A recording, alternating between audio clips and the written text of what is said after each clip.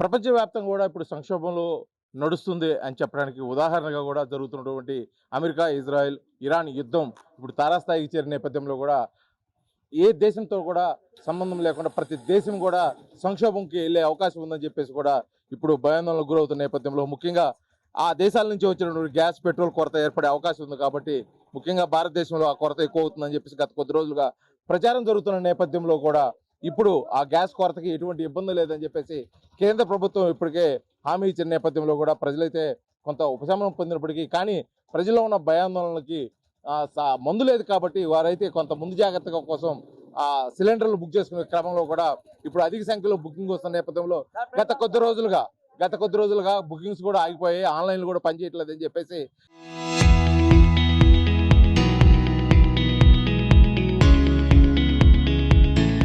ప్రజలైతే ఆందోళన చెందుతున్న క్రమంలో కూడా ఇక్కడ మనం ఆర్టీవీ ద్వారా అసలు గ్రౌండ్ రిపోర్ట్ ఏంటని తెలుసుకునే ప్రయత్నంలో ఇక్కడికి శ్రీదేవి ఏజెన్సీ దగ్గరికి కూడా రావడం జరిగింది. ఇక్కడ ఇండియన్ గ్యాస్ సప్లై చేస్తున్న శ్రీదేవి గ్యాస్ ఏజెన్సీ దగ్గరికి వచ్చినాము. స్టాక్ అయితే పుష్కలంగా ఉంది. కాకపోతే గత కొద్ది రోజులుగా ఆన్లైన్ పనిచేయకపోవడం వల్ల కూడా పూర్తిగా సుమారు ఒక 3,000 మందికి ఇంకా సరఫరా చేయాల్సి ఉంది.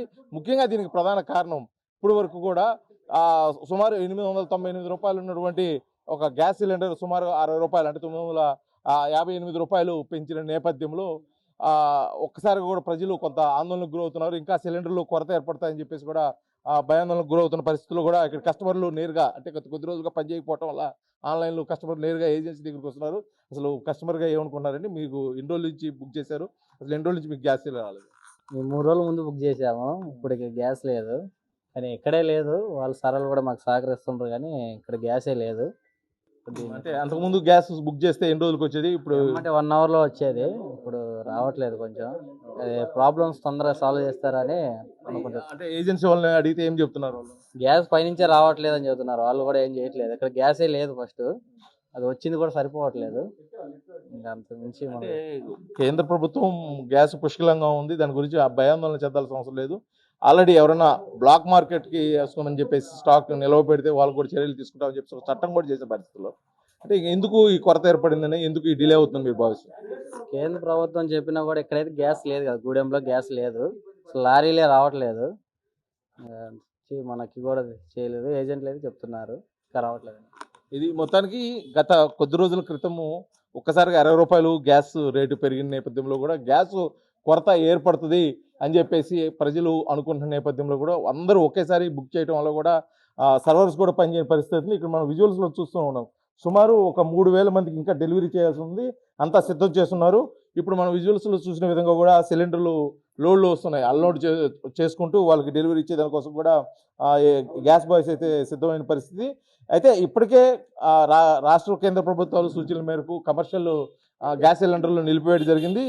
ఇంటి అవసరాల కోసం అవసరమైనటువంటి సిలిండర్లు 958 రూపాయలకు అందిస్తున్నామని చెప్పేసి కూడా ప్రభుత్వం ఆ ప్రకటన నేపథ్యంలో కూడా ఇప్పుడు మనము విజువల్స్లో చూసిన విధంగా కూడా లారీ స్టాక్ అయితే రావడం కూడా జరిగింది. దాన్ని అన్లోడ్ చేసి డిస్పాచ్ కూడా చేస్తున్నారు. ఇక్కడ అదేవిధంగా కూడా అన్లోడ్ అయినట్లకి డెలివరీ అయినట్లకి ఇప్పుడు కూడా ఇక్కడ స్టాక్ అంతా ఏర్పాటు చేసుకొని మొత్తం కౌంట్ చేసి పెట్టి అంటే ఈ ఏజెన్సీ కింద ఎన్ని కనెక్షన్స్ ఉన్నాయో అందరికీ నిండుగా సరఫరా చేసే దానికోసం కూడా అన్ని ఏర్పాట్లు చేసుకొని ఇక్కడ సిద్ధంగా ఉంచుకున్న పరిస్థితి.